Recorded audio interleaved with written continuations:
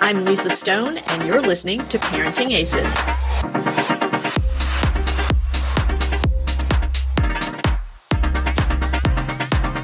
Welcome to Season 10 of the Parenting Aces podcast. I'm your host, Lisa Stone, and we are proud members of the Tennis Channel Podcast Network.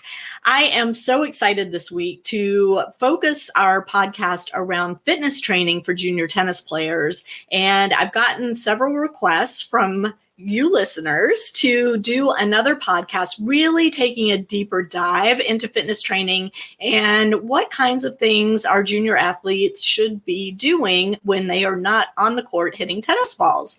I want to just say quickly, pardon my voice. I've got some sort of allergy thing happening, so sorry about that.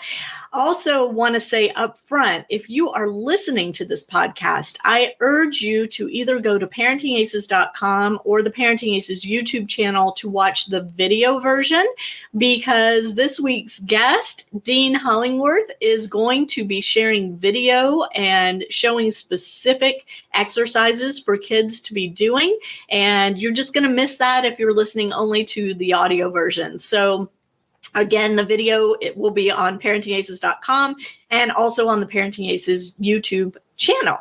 So without further ado, I am going to bring Coach Dean on the shot. Let me unmute you, Dean. Welcome from Canada. I'm hoping you're having warmer weather up there and that COVID's under control up there now and all of those good things. Well, first of all, thank you so much for having me. I'm very flattered, and I really appreciate you having me on today. I'm really excited about this. And yes, we're having very warm weather. COVID is looking excellent, and the Montreal Canadiens Hockey Club is going to the Stanley Cup. Just want to throw that out there. All is good in your world. All is very, very good right now. Yes, thank you. Awesome. So before we jump into this long list of questions that parents have submitted for you this week, Dean, why don't you give us a little bit of your background in training and specifically tennis training for young athletes? Yeah, for sure. Listen, I've been involved in the tennis world for approximately 15 years now. I've been a strength and conditioning coach. I say 20. I think I'm getting closer to 25 years now. I'm a master tennis performance specialist with the ITPA. I'm on the board of education with PTR, Racket certified also. Been working with players from the age of 8, 10 up to WTA players. I was lucky enough to travel with Eugenie Bouchard and most recently with Elena Vesnina, who, before she gave birth, finished that part of her career ranked number 1 in doubles. So I've been extremely fortunate, as I've said, to really work with phenomenal people, phenomenal athletes. And it's really helped me develop my skill, and really excited to share with everyone today, what I've experienced. So really quickly, Dean, I think you're a little fuzzy on my side. I don't know if I look fuzzy on your side. Your audio's fine, but the video's a little fuzzy. Yeah, no, I mean, you look good. I'm not fuzzy here either, so I apologize about that. No, it could just be my connection, so I'm not going to worry about it too terribly. And if it's, for those of you watching, if it's fuzzy on your end, my apologies up front. Hopefully it'll clear up. And Dean, I want to just add that you and I first met at the WTCA conference in New York several years ago, and connected through Facebook. And I've been sharing your amazing video content on our Facebook and Instagram ever since we met, because I think you do great work. You are creative, and you seem to have a very, very good understanding of the specifics that young tennis players need to keep their bodies fit and ready for competition. So that was why I reached out to you to do this podcast. Mark Kovacs has been on the podcast in the past, and you mentioned ITPA. That's Mark's organization, and love him and have all the respect in the world for him. And am thrilled that we get to have another voice this time. So that said, let's jump into these questions. It's a long list, as I mentioned. So first question, And I've got my list in front of me here, so I'm cheating a little bit. No. First question: how much non-hitting training should juniors do? Yeah, that's a question that comes up more often than not. I seem to get asked that, so especially by the parents. How much time should my young athlete spend either in the gym or off court working on specific movement patterns? First of all, I would say that it kind of changes as the junior athlete gets a little older. When you're working with 10-year-olds or 12-year-olds, like the really junior of the juniors, even 8, we want to do some extra work, 10, 15 minutes, nothing too much. We really want it to be playful. We want them to learn. We want them to enjoy it. It's not something where I see a lot of structure at that young age. And when I mean no structure, I mean you let them learn through experience, through the process of moving. As they start getting older, then I start feeling like now we have to start becoming a little more serious in terms of developing that tennis-specific movement patterns that are essential for junior players, for any player for that fact.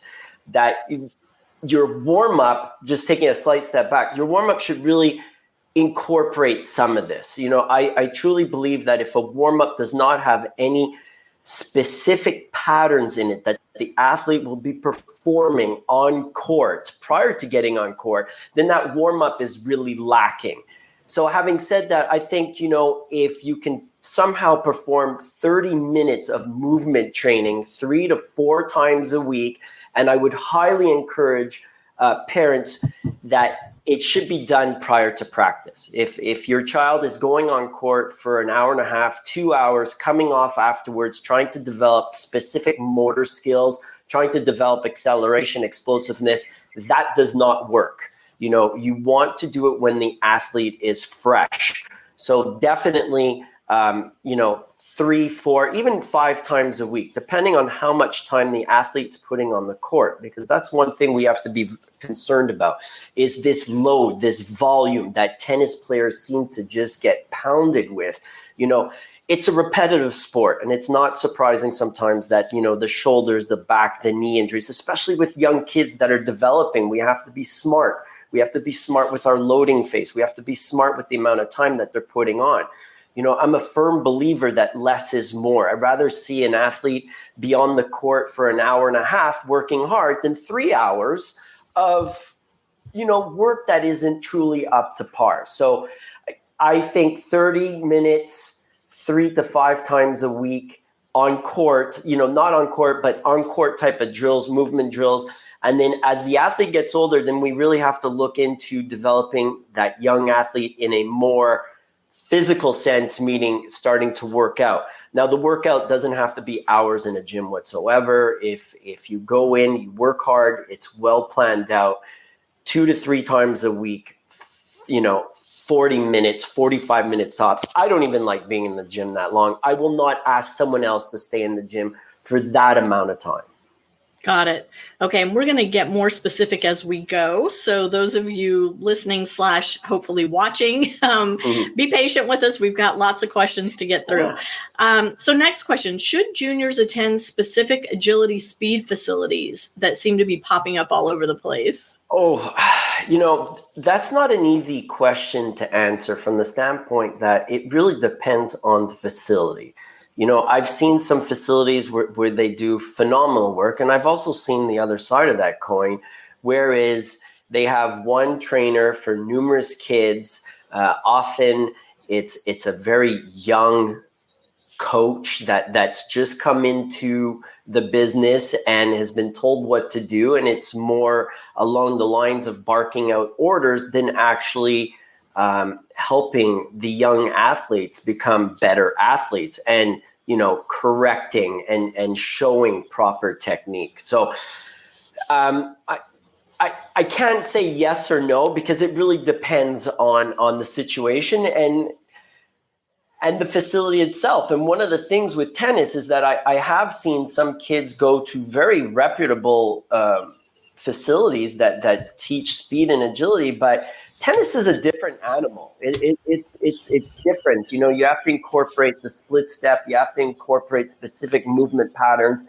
It's not the same thing as the other sports. So if you're going to try and find someone to help your young athlete, I really think having that tennis background and that knowledge of the sport with the complement of being, a developer of athletes, that would be the best scenario. Because I've never told a parent that I'm going to make their child a better tennis player. I've never said that. I have said every time I will help them become a better athlete, because the better athlete you have, the better tennis player you're going to see.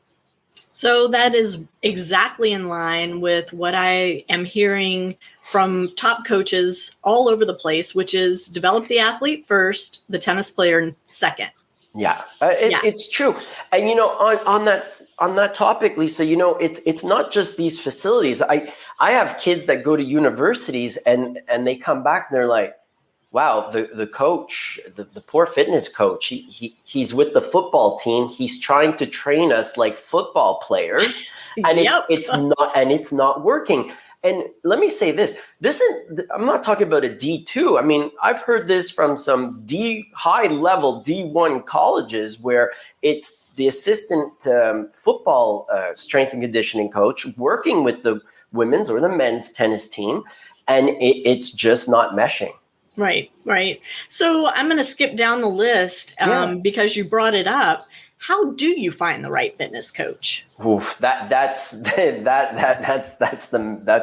big question. Yeah. I think the best way to do it is ask around, ask other parents. Someone's must have found somebody that they're happy with. And once you find someone, I think it's important for the parents for the first couple of lessons to actually go and watch what this trainer is doing with your child and see. I mean, if it feels right and it looks right, then it's probably right. And check their background, see what their experience is. I mean, do they have experience with tennis players? Do they have the certification, of being a certified strength and conditioning coach, of being a certified tennis professional, of being a certified speed and agility coach? Because there's a lot of great organizations out there that do the certifications.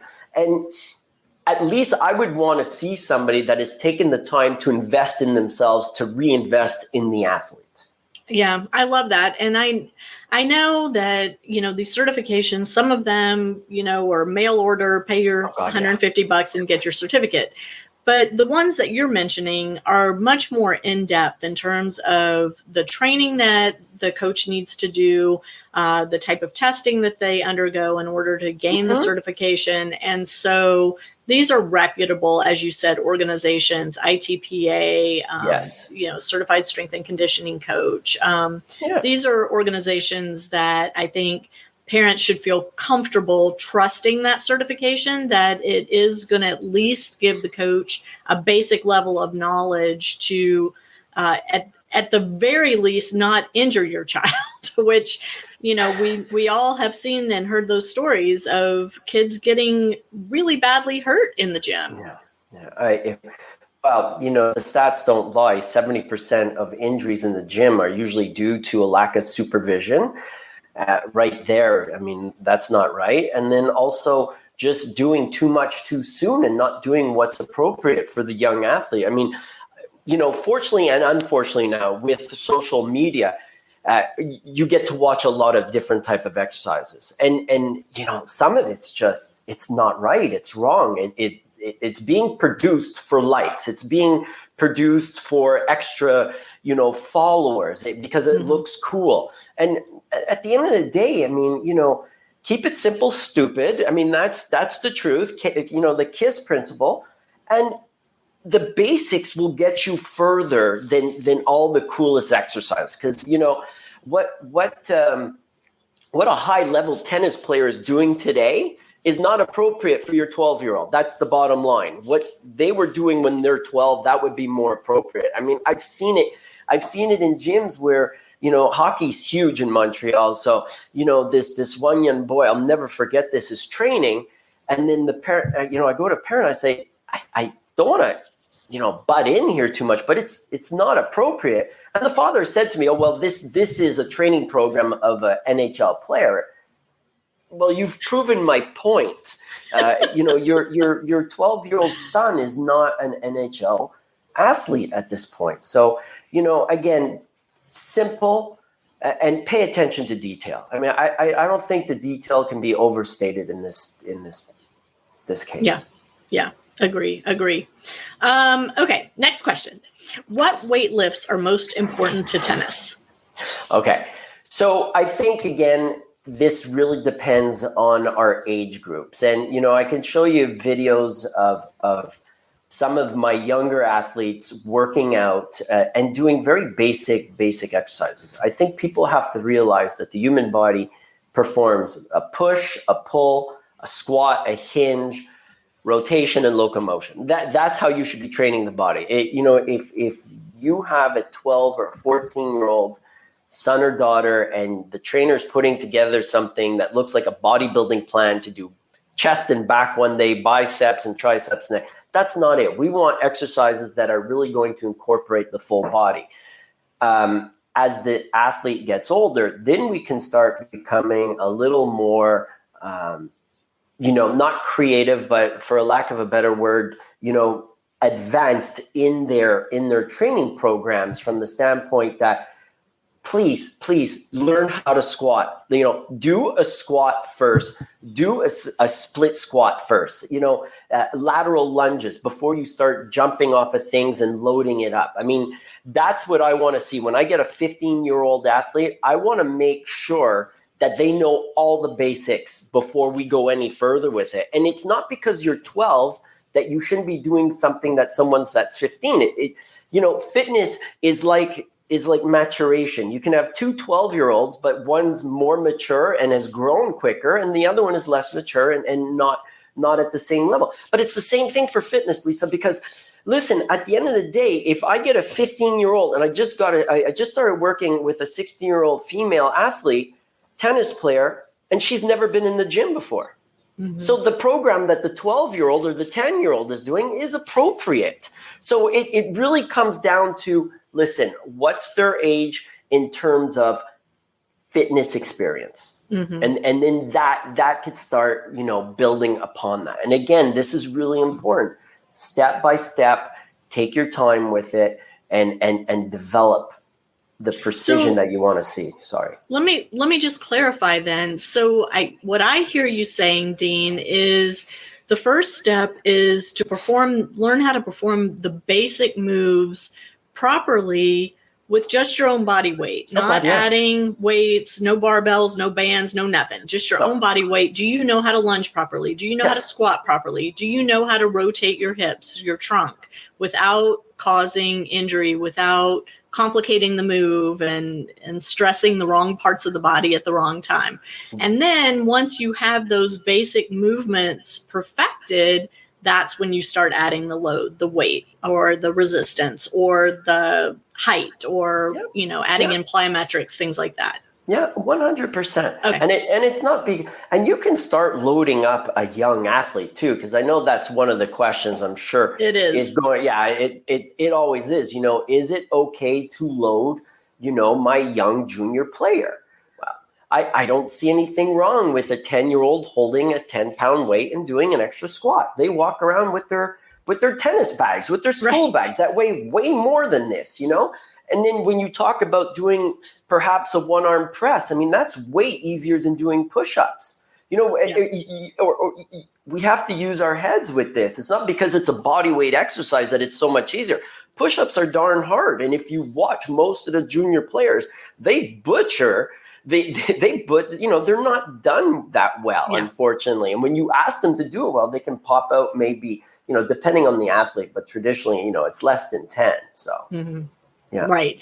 And I think, again, that word load. So just to clarify for our viewers and listeners, load means adding extra weight beyond the body weight, or adding resistance beyond just the athlete's body weight. So it would be weights, it would be resistance bands, tubes, things like that.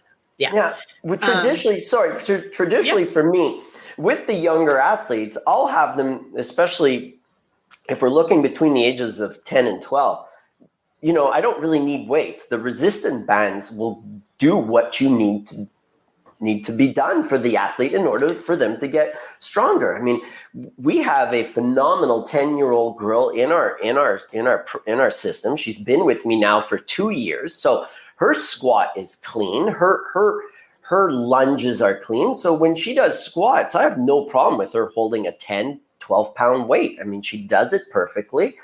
You're not going to injure, you're not going to stunt growth or anything like that, because I know that's one of the things lifting weights, people, you don't stunt the growth. If anything, you're helping the muscles become stronger, you're fortifying the ligaments, the tendons, and it's just going to give them a better battle going forward. Mm-hmm. I love that. Okay. What footwork drills are best for young athletes, young tennis players? Yeah. And this is a question and my answer is just going to really irritate people because I'm counting on it, Dean. Yeah, it really is because, it depends on the athlete, because it's not just, when I develop a program for a person, it's not just, okay, what is the flavor of the month? What is the exercise of the month? And let's just throw it out there and let's see what happens. The athlete comes to me, we do a full evaluation, whether it's, with the FMS or Racket Fit, and then some movement patterns to put them through. And I want to see what they're good at and where they need help. Mm-hmm. And then from there, I will start selecting exercises, what will help them with a better change of direction, what will help them get out of the split step faster, what will help them get to the net if there's a drop shot. But having said that, and we said we're going to have videos, and I better do it now because I don't want people calling me a liar. It's just loading up here, and I'm going to show you some really simple, really drills that you can do. And this right here is one of my favorite ones. These videos use unique code. Oh, it's not allowing it. Uh-oh. Wow, that's weird, eh? Yeah, it was allowing it before. Wow. We did test this all out before we started recording. No. Wow, that's really funny. It's not allowing us to do it now. I truly, let me try another video because I only chose about 50 for today. And now I'm not joking. I spent a good hour selecting different types of videos that would allow us to go over some stuff. Let's try this one. All right. While you're doing that. Same thing. I really apologize. Yeah. That's so bizarre. That is very bizarre. So I'm going to do my best right now to try and describe it. So you can always stand up and do the exercise for it. I don't think I have enough room in my office, but on my website, baselinepower.com, I'm only saying this now, I do have video series that can be purchased that has all the videos that I was going to show you. And I have one that's just called Everything Hurdles. And I love the one where we put 3 hurdles out and you go back and forth, high knees, really working hard, creating a box and just working, sprint, shuffle, back pedal. I think backpedaling for tennis players is really important. They seem to be, a lot of the juniors often seem very awkward in keeping their balance, not knowing how to drop the hips properly. And quite honestly, some of the best drills are just basically putting 2 cones, asking the athlete to focus on their split step, and crossing over or shuffling and mixing it up and coming back as quickly as possible and making sure that, their base when they're starting, we want to see an athlete that's in a good athletic base when we start. I think often when I'm watching tennis practice, I see too many kids standing around like they're waiting for the bus and, the ball's coming and then, you wonder why your athlete doesn't have the best first step explosion. Well, they're not in a position to explode forward. They're standing tall. How do you move properly? And it's really my belief that first step when you take off is the most important. Listen, we're not running a 100-meter race here. We're running, short sprints, 3 to 4, 5 meters, maybe max. And if you're slow out of the gate, unless you're truly gifted, it's really hard to make up that distance, at the beginning. And then Dean, can I interrupt you one second? Yeah, can please. You explain the athletic base, what you mean by that? So the athletic base really, is it's almost like a squat position, a quarter squat. So you don't want the feet too wide apart because you're not going to get a great push up. You don't want the feet close together because you have no balance there. The feet the way I teach it, the feet are just slightly wider than shoulder height. The knees are bent, like let's say a quarter squat. The hips are forward because you'll see some athletes, some junior athletes go into a squat and have those knees like shoot forward. We don't want that. We don't want the knees, the hips go back, the heels are slightly off the ground, and they're active and ready to take off and do what's asked to be done. Mm-hmm. Because if we look at the research, 70% of balls that a player will receive towards him is within a 2.5 meter radius. So if we can get really good at that 3 meter bubble around us, that's 75% of the shots. I mean, if you can get there, be ready with your racket in order to attack that ball, and every second counts, I'm telling you, you'll definitely win more points than you lose. I love that. All right, moving on. I'm really sorry about the videos. I truly feel bad about that. That's really weird. I don't know. Maybe because it's being recorded. Anyways, no, that shouldn't make a difference. But maybe we'll try again in a few minutes. Maybe it's just an internet thing. Who knows? Okay.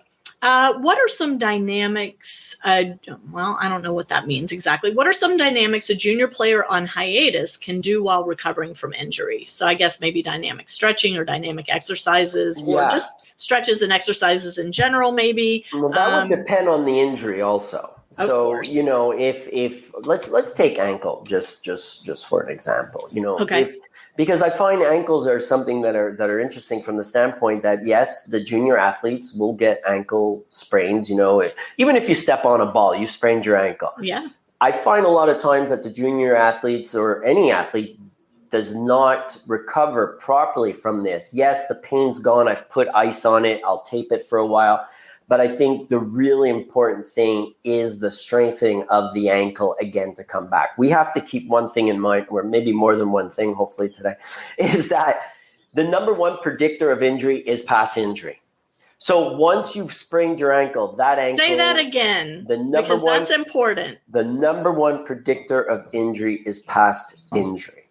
So if you've had a hip flexor pull, if you've sprained your ankle, if you've hurt your lower back, I don't want to say that's going to be a weak spot, but that's something you really have to pay attention to. So, strengthening that ankle, whether it's just standing on one barefoot, closing your eyes, or trying to stand on a Bosu to get the proprioception back, doing, calf raises.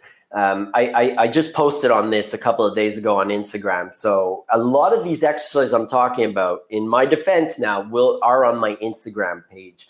What is your Instagram page so we can... It's _baseline power _. I'm putting it up on screen. Thank you. Okay, keep talking. I'm going to put it up. So, so it really depends on the injury. If it's a shoulder injury, it's the same thing. We have to work the shoulder when it's there. And yes, the question is also, how do I maintain that mobility and stability? And it's too bad because I have this beautiful mobility flow. It's 8 minutes that I think is essential for any athlete. I mean, especially tennis, with so much dependent on the rotation of the thoracic spine, which is your upper back. The hips have to be mobile. And if we don't have those segments mobile, then other areas of the body are going to be asked to perform tasks that they don't want to do. So just quickly, your middle back is supposed to be mobile. Your lower back is meant to be stable. And then underneath it, your hips are meant to be mobile. Guess what? If the hips become tight, that lower back is now asked to do something it does not want to do. It's not meant to rotate. So these are things that we have to keep in mind. Love it. Love it. What is a good upper body strengthening technique to make shoulders stronger for a better swing? So I am really going to try and find out how to find these these exercises, because this is where I had, I chose video file here, and it's not coming up. So, yeah.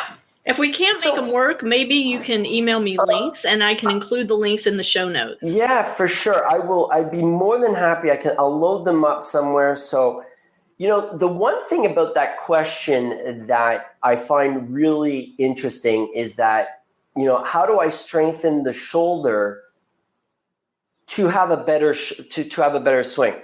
Well, the first thing that comes to mind is if you're really thinking that the shoulder is producing the power in order to produce a strong forehand. I was so hoping you would say this. Okay, go. Yeah, you are going to have shoulder problems. I mean, it's as simple. Yeah, it's not allowing me. Damn it.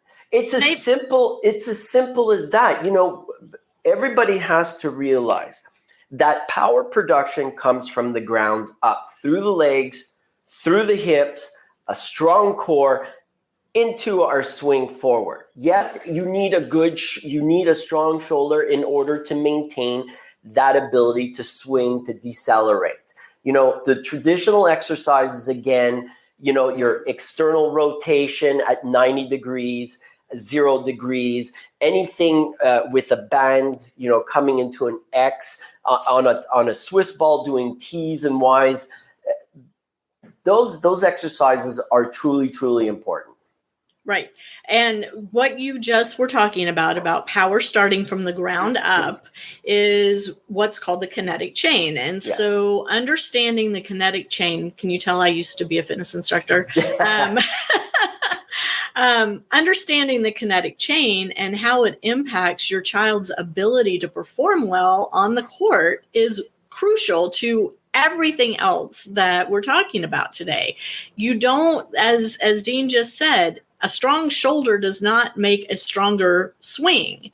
It's got to start from the ground up. Things like making sure the feet are well stretched and well cared for. And that's a part of the body that's often really neglected, right? Is the feet. So starting the warm up by just putting the bare foot on a tennis ball and rolling the tennis ball underneath the foot to loosen up the muscles of the foot so that you can have that stability on the ground to set up for the rest of the chain to kick in and do its job. I mean, it's simple stuff, as you keep saying, Dean. None of this is rocket science. It's just understanding how the body works. And so many of us don't have that knowledge because we're never taught that.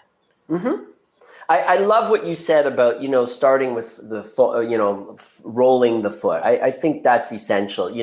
When you think about what makes contact with the ground foot, it is our foot. And if we don't care for the feet, then, it could be the weak link in the kinetic chain. And we don't want any weak links. And that's why I really encourage all the athletes I work with is our dynamic warm up is done barefoot. Everything from the world's greatest stretch, lunges, any of those exercises, please do it barefoot. You're strengthening your foot. You're getting the information from the ground. It's being sent up and back down. It's really important. And I would encourage, if you have time, to please foam roll the body prior to going on court too. I mean, it's the more you do, the more you're going to benefit from it. Mm-hmm. Yeah.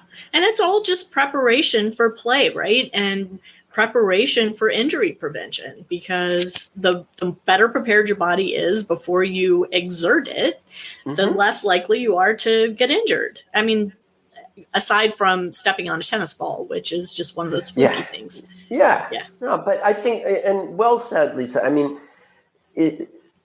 we should be encouraging the athletes to do a well thought out warm up.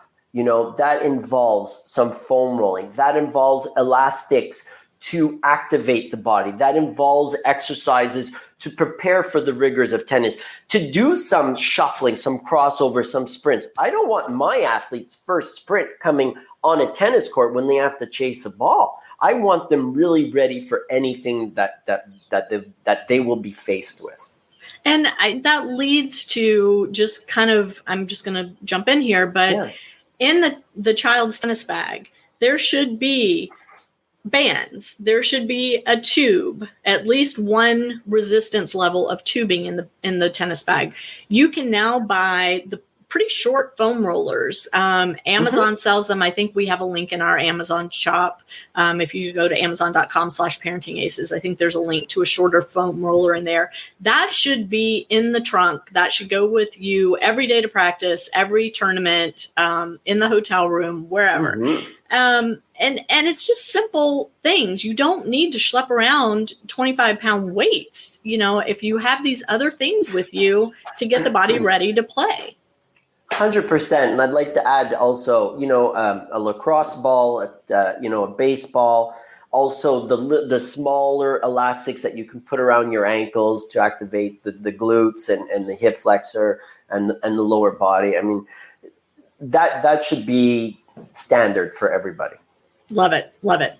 All right. So talking of resistance bands, what are some specific exercises that you think are most effective for junior players? So I really enjoy using resistor bands with the athletes. And it's not only, people often associate the resistor bands with getting stronger, but it's also to assist the athlete in learning how to move better also. So I really enjoy having the athletes perform a specific tennis movement, like let's say a split step crossover into an open stance forehand, but holding the elastic and having them work away from me. I think that's really essential. It teaches them how to produce better ground force reaction to move towards the ball. And I think the other side of that coin is also I'll pull them into their open stance. So once they finish hitting the ball or, a shadow swing, they're forced into deceleration. And I don't think we talk about deceleration enough because we often people just I want to get faster. I want to get there quicker. Well, that's really good. The faster car you have, the bigger engine you develop, you better have the brakes to go with it because you just don't want to be flying by and missing out on the opportunity to come back. Really great. You got to the ball, you got it to the other side. You have to be ready for the next shot. So having said that, I'll tie the elastic around a pole, put it around the athlete's way, and they just do bounds. Like they bound towards and they really have to push away hard. Bound towards and push away hard. Those exercises alone will really, I guarantee you'll see a better movement pattern starting to come about. And again, videos of all these exercises are on Dean's Facebook and Instagram, so please check those out. I'm apologizing on Dean's behalf because we really had this set up before we started recording. It was really, really great. It was working properly, and now all of a sudden it's not. But please go to his Instagram or Facebook and check out those exercises. He's got such a variety there. Okay, can I try something? Would you mind if I tried something here? Not at all. See something here. Let's see. If I share my entire screen, no, it's coming. Here, yeah, but now I have to find. I have to be able to get. I don't know how to. Yeah, I don't know. If you pull it up on your Facebook, can you pull it up on your Facebook? Let me see here. What do you see right now? Well, I don't have it on the screen, so I'm. All right. Yeah. Let me see something here. No, it's not doing it. I apologize again. Sorry. Well, wait a minute. Go do that again, because when you were flipping through, I can see what you're doing, but I don't have it up on the screen for everybody to see. So if you share your screen again, there you go. So that's not that's not the for some reason. There we go. Okay, so let's we're talking about change of direction. We're talking about rotational athletes. This is something that I've incorporated quite a bit into my training with squat jumps. So I think she's holding a med ball to make the exercise a little better. But if you notice the beginning of that squat jump, it's a squat jump to 180-degree rotation. What does that look like? Looks like a backhand. It looks like a forehand in neutral stance. And it looks hard is what it looks to me. Yeah, she's making it look really, really easy. God bless her. So that's one of the exercises that I think would be really good. And maybe another one. Whoops. Now I just lost you. Uh-oh. I just lost Dean altogether. I'm hoping he's going to log back in and get back here. I think he closed the wrong tab on his computer, but hopefully we're going to get him back. So I'm going to just I'm going to put Dean's website back up on the screen. Here it is, Baseline Powered. There he is. Sorry. Yeah, you disappeared on us for a minute. Yeah, trying hard here to get some videos going. So let me just see here. I don't know what you did last time, but it was perfect. Yeah, it's funny. I chose the same video that we used last time, but for some reason, some of the videos are not being allowed to play. Like, oh, now they are. No, Look here at we that. go. I think you were right, Lisa. So here we go. You want to talk about change of direction, developing a full athlete. This exercise right here, we're going bound to a box jump. And you can see, good power on the way up. You think about change of direction as the athlete's doing this to a power move. Hit and jump. Phenomenal exercise. Also for the young athletes. And I think we're on a roll here. I ain't stopping. Yeah. Bring some more on. Here, I'd like to go back. No, you see, that one's not allowed to play. I don't know why certain ones, that's the interesting thing here. I don't know why certain files are being allowed to play because they're all done with my iPhone.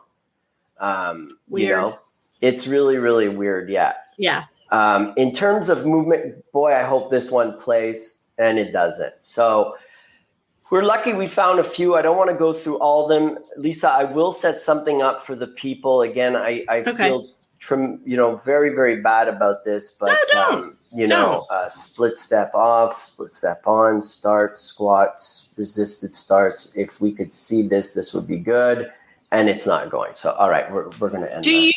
Do you by chance have a video of your pre-practice, pre-match stretching warm up? Yes, I do.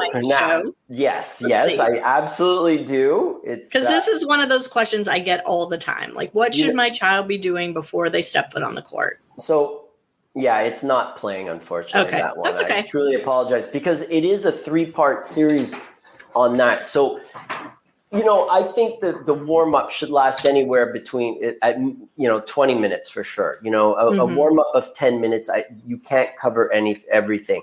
I like starting off with something really easy. It's almost like a concert that's building. We start with ground-based exercises. So we do a couple of sleeper holds for the shoulder, some yoga poses, up, downward dog, cobras, things like that, working our mobility, and then going into more dynamic stuff, like our knee hugs and our ankle grabs and the world's greatest stretch, stuff like that. Wait, what's world's greatest stretch? Yeah, this is the first time I'm hearing this term. The world's greatest stretch is really it's when you have a long lunge in front of you, and then, you get that long lunge. So I step out with my left leg. I hold that, gives me a good hip flexor stretch. My right hand comes down towards the ground. I drop my left elbow up. I will send this to you 100%. Okay. And you do the rotation both sides. I know exactly what you're talking about. Yeah, okay. I just never heard it called that. Yeah, Mark Verstegen was the first person that I ever saw use it, the owner of Exos, or the founder of Exos, I should say. And, it was called the world's greatest stretch, and it just stuck with me. And I love it. I tell the kids jokingly, I said, listen, there could be times when you arrive at a tournament, you have to get on court right away. Maybe there's traffic. Who knows? They've changed times. Do the world's greatest stretch. You cover almost all the bases with it. Exactly. Yeah.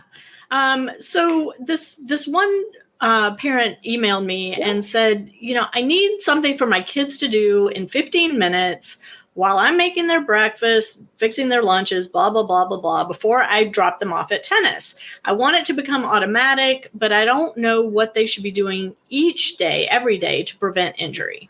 Right. So are there specific things that should be in the morning routine every day that are going to help prepare the body for practice and play? I think that goes back to what we were just discussing. Essentially, I mean, it's like performing half your warm up at the house. It It could be 5 to 6 minutes of foam rolling followed by some mobility exercises. Again, working the thoracic spine, working the hips. And then when you get there, having the body ready that you can go into some movement patterns right away. You don't want to get on the court not having moved. So again, that mobility flow, which I will send to you, would be perfect, and if they want to do their elastics in the house prior to it, I think that's important too.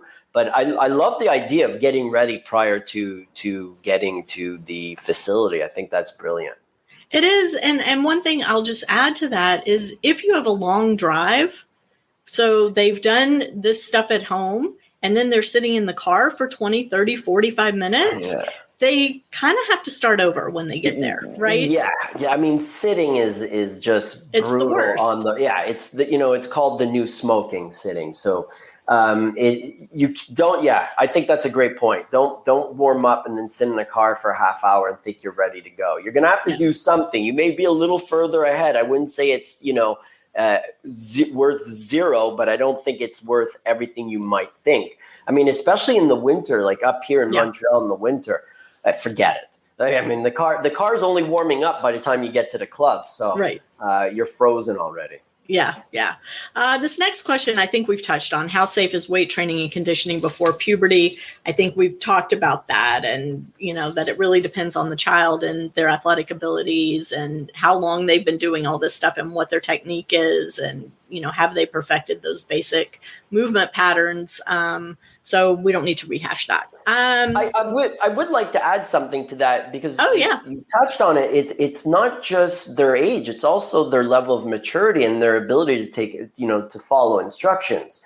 Because you could be 12 years. I've had 12-year-old boys and girls that are just like, I had a boom right there, present. You ask them to do something, it's done. It's not even a question. They're into it. They're focused. They're doing it with purpose and intent. Where you could have another 12-year-old boy or girl, and I wouldn't give them away, at all. But it has nothing to do with the fact that they have or have not gone through puberty. It has to do with their emotional maturity. Is what you're saying. Yes, 100%. It's the emotional maturity that's important in that case. Yes. Okay, love that.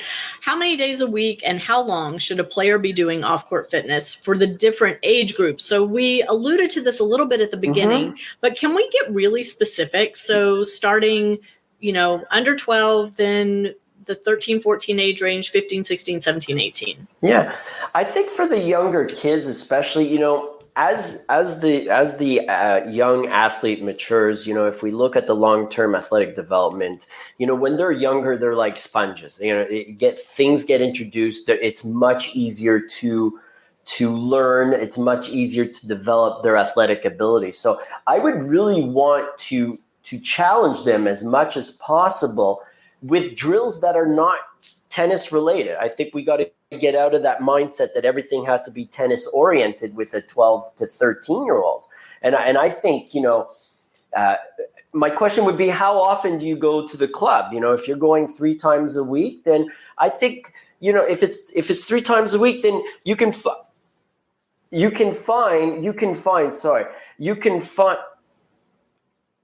there we go. Sorry.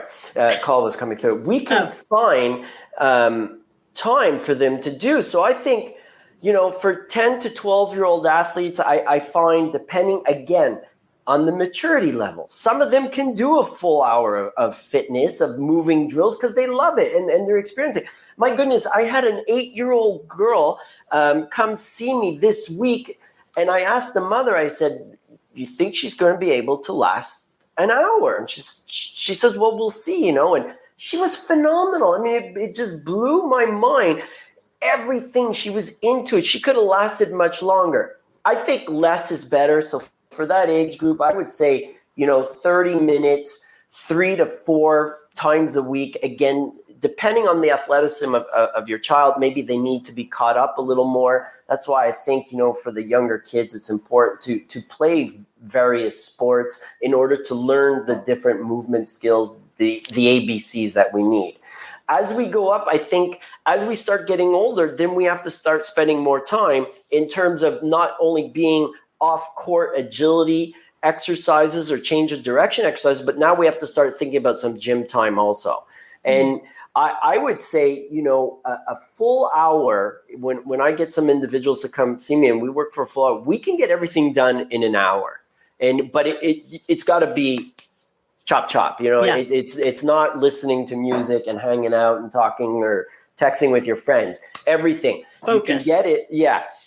Get in, get the warm up done, do some speed training, do some do some speed training, do some plyometric jumps, just some jump training to get the power going. Then, 20, 25 minutes of change of direction, because we don't want to overdo it, because if you think you're going to be able to work on speed and agility for one full hour, I think you're kidding yourself. Yeah. It's a lot of work and it's draining and exhausting. And one of the things I really want to throw out there that I think is truly important for parents to know is that when you're doing these exercises with your children, they have to have enough time to recover. It's not do the bunch of drills as quickly as possible without any breaks. The athlete can't be sucking air going into a drill if you want them to perform at a high level. It's not a conditioning exercise. It's a speed development or an agility exercise. So they need enough time.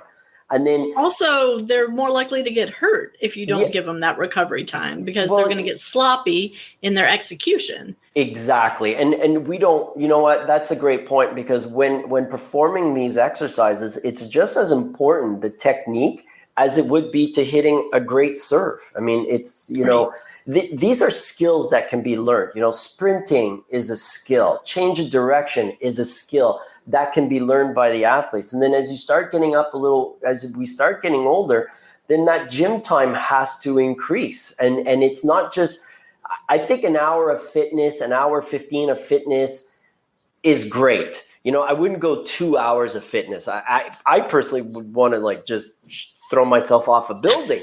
But, I'd rather do it on a more regular basis, like 5 times a week. I think you have to find that time, again, depending on when you're playing tennis. The other side of this coin that's extremely important is that some work has to be done before tennis. If your child, and we talked about this already, if your child's going to be playing 2 hours, don't expect them to become faster doing speed drills or plyometrics. It's actually in a research paper that they showed that this type of work done prior is more beneficial than being done at the end. So if I can just have 20 seconds here, speed work is done first with the plyometrics. That's number one. If you want to work on some speed and agility drills, fine. Then go play your tennis. And then if you want to play tennis again in the afternoon, or if you're doing a split, day, fine. Then after that, you do your weight training. After that, you do your conditioning, and then you do your recovery work. Okay, perfect. I love that. And, I just want to throw this out there to you, because you were talking about with the younger kids and the different movement things. How important is it to take kids to the park, to the playground, and let them swing and do the monkey bars and play tag in a field and all of those things that you and I grew up doing that kids don't seem to be growing up doing anymore? Yeah, I think it's really important. I think it's important, to allow them to just put a ball out there and allow them to have fun without any adult supervision. I'm not saying leave your kids in the park and leave or anything that's really wrong. No, don't do that. Yeah, don't do that. But I'm saying without standing and always watching and coaching, it's sometimes kids want to be kids and they should be kids. That's important. And it's the same thing with tennis. Sometimes it's just let them play for fun without having to play a match and then worrying about that. Oh, I lost in the car ride home and what's going to happen with that.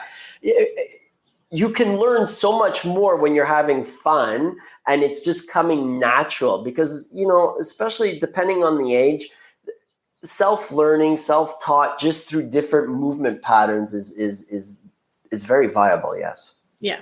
Okay. Next question. Is it better to train in a group or one-on-one? Or does it depend? Well, it seems like every answer depends. If I actually like a small group, I love one-on-one because that athlete gets all the attention. The thing with one-on-one is if I'm working with you, Lisa, and you do a drill, well, you have to rest. So if there's another athlete, the other athlete can do the exercise, and then we start getting a bit of a better rest to work ratio, especially if the athletes are of the same level. I don't think you'd want to pair your son or daughter with somebody that is not as good, or of a much lower level that needs more attention. So it really, again, it depends. I would not, in our sports study program, I got 20 kids, and I have a woman that works with me. So, it's, you can say it's 10 each, or maybe it's, 13-7, something like that. I can't give the same amount of instruction. I can, and I'm hoping that everyone's learning, so I don't have to repeat it to each one. Mm-hmm. But the direct coaching, I think, groups, I wouldn't go much larger than groups of 5. Okay. Yeah, great. That's me personally. Maybe it can do better. Fantastic. That's for me personally. 2, 3, I think is awesome. Somebody asked, can their second sport be fitness training? I love that question. I would truly, I bet you do. I would truly hope so. And I'm not going to lie. I have thought about that on many occasions, because I know how, the tennis mentality is, everything is tennis. I mean, it's tennis. Let's do tennis. And then I really think that if you find somebody, and I hope I am like that, where the child can be, put in different situations to develop all these different skills, then I don't see why not it can't be. Absolutely. Yeah. How important is flexibility, and how do you build it? I mean, I feel like we touched on this a little bit, but go ahead. Yeah, no, listen, it's important. If you have a tight upper back, or if you have tight hips, I mean, eventually it's going to come and bite you in the tush. I mean, there's no doubt about it. It's and how do you build it? You got to work at it. I mean, that's the biggest thing. I've banged my head. I've been at Club Cult de Liesse now for years, and I banged my head so many times trying to get the athletes to do the warm-up. And I'm very happy and proud to say that my athletes show up, and 99% of them know they need to do it. Yeah. Now, being the big pain in the butt that I am, and it's true, I am a pain in the butt, you have to be able to do it with some intent. And the same thing could be said for stretching. If you're going to sit there stretching and have your phone open on TikTok or on Instagram or something, and you've assumed the position of stretching a hamstring, but you're not stretching a hamstring, then you're not getting the full benefit of it. And stretching is something that you actually have to be mindful of, because it's easy just to stand there and not do it, but look like you're doing it. Yeah. And I will say, flexibility is an individual thing. Not everybody, no matter how hard they work at it, not everybody is going to be able to do a split or be able to touch their toes. It's just everybody, B-O-D-Y, not everybody, but everybody is different. Yeah. If I did the splits, I would not be available for a few months. So yeah, that's for sure. There's the question, what should a junior player be doing to prevent injury? I feel like we have been talking about that this whole time. So, I'd like to add to that, because the recovery, yes, you have to work on the shoulder, but it's the recovery process, and people are looking at other things for the recovery process that they may not need to look at, with the Theraguns and should I go for cryotherapy and all this? You need to do the basics first, because if you're not getting enough sleep, if your nutrition isn't good, if you're not hydrating properly and you're not doing the foam rolling, the stretching, everything else doesn't really matter. Take care of the basics first. Again, as soon as you finish playing, you have to start rehydrating. You have to start taking in electrolytes. You have to start, the nutrition process for the body. And then lastly, especially with kids, the sleep is so important. If you're not getting 9 to 10 hours of sleep, there's a study I would show if I could, but they showed that, athletes, young junior athletes, I believe it's under the age of 14, that had less than 8 8 hours of sleep, we're 1.7 times more likely to get injured. So why do we That's a huge statistic, Dean. Absolutely. So why do I see injuries increase this past week? Because all our kids were in exams. So they're going to bed later. They're more stressed. They're not eating properly. So, of course, I know at the end of June, I'm going to have a few extra aches and pains. Yeah. Interesting. Yeah. And I was going to ask you about the importance of sleep, but you just touched on that. I want one question that wasn't on the list I sent you because I just thought of it this morning. Oh, please. How should junior players prepare for the rigors of college tennis prior to their freshman year of college? And I know you've worked with several players that have come to the U.S. to play college tennis. Yeah, in terms of fitness. Yeah, like getting their fitness level ready, because it's culture shock. It's on many levels, but the fitness side of it is massive culture shock. Yeah, one of the things I would say is you got to get stronger. You just got to get strong. You got to put the time in the weight room and really get that body strong. Develop and one thing that I'm a big believer in is that you want to be able to do exercises on a single leg. So whether it's can you single leg squat? That's can you do a one-legged deadlift. These exercises are crucial in developing, the strength, but also the athleticism. I don't care if you can squat 300 pounds, but if you can't do a one-legged squat, what's that telling you? We know we play tennis on one leg. Yeah, we set up on two, but everything is running, transfer of weight from back to front, whether it's on the serve or front, a forehand, a backhand. It truly is. We are performing the sport mainly on one leg. So I would want my athletes to get strong and powerful and really also increase that conditioning, because I know some of the coaches really put a big emphasis on conditioning. And, the first couple of weeks of practice, you don't want to look like you're out of, you're sucking air on day one. So get in there and be physically ready to grind it out. Love that. All right. Final question. And we're like over our hour, but I'm going to keep going because you're too good. Oh, you're so sweet. Thank you. Other than your website and your social media channels, do you have any other online resources that you would recommend? Well, the ITPA, I think, is somewhere really to go, where, Mark has done a phenomenal job with the ITPA and the COVAX Institute. I think that's really, really big. Depending on what kind of content you're looking for, they pretty much have it all in terms of, he has a great movement class, movement video in there. I know PTR has done some really good work with I actually did a developmental course for exactly this that we're talking about, for young athletes up to, we had athletes come out, join us that were 5-6 years old, and finished with kids that were 16. So that was a fun day. Awesome. Yeah. Dean Hollingworth, you are amazing. I love what you're doing. Please keep sharing those videos, sharing that content. I'm so sorry it didn't work. I feel so bad about it. No. Don't worry about that. We're going to have links in the show notes. So for those of you watching and listening, check out parentingaces.com, or wherever you're consuming this podcast, check out the show notes for links to Dean's website and a variety of videos that he's going to share and I'm going to share with you guys.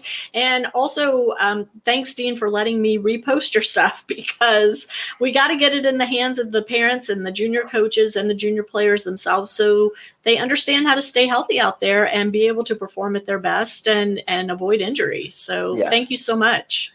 Thank you. Thank you so much for having me. I was truly enjoyed it. Great. And to my listeners, thank you so much for tuning in. We'll catch you next time on Parenting Aces. I'm Lisa Stone, and you've been listening to the Parenting Aces podcast, for tennis parents by a tennis parent. If you like what you've heard, please subscribe to us and write a review on iTunes. For more information on navigating the junior and college tennis journey, please visit us online at parentingaces.com. Thanks for tuning in and sharing us with your tennis community.